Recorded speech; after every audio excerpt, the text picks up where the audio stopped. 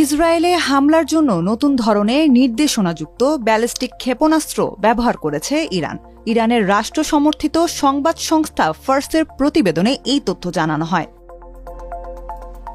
এতে আরও বলা হয়, 14 জুন রাতভর হামলার সময় ইসরায়েলের হজ কাশেম নামের গাইডেড ব্যালিস্টিক ক্ষেপণাস্ত্র নিক্ষেপ করেছে ইরান।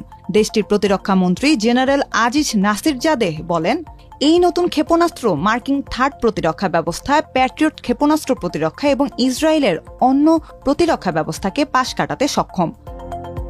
বার্তা সংস্থা তাসনিমের তথ্য অনুযায়ী হজ কাশেম নামের ক্ষেপণাস্ত্রটি সলিড ফুয়েল চালিত। 1200 কিলোমিটার পর্যন্ত দূরের লক্ষ্যবস্তুতে আঘাত হানতে সক্ষম এটি। ম্যানুভারেবল ওয়ারহেড দিয়ে সজ্জিত এটি, যা মিসাইল ডিফেন্স সিস্টেম ভেদ করতে সক্ষম। এছাড়া উন্নত নেভিগেশন সিস্টেম রয়েছে এতে, যা সুনির্দিষ্টভাবে লক্ষ্যবস্তুতে আঘাত হানতে সক্ষম এবং এটি ইলেকট্রনিক যুদ্ধে প্রতিরোধ গড়ে তোলে।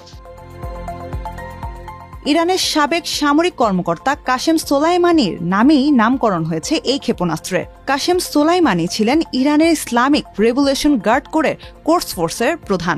2020 সালে ইরাকে এক মার্কিন হামলায় নিহত হন তিনি।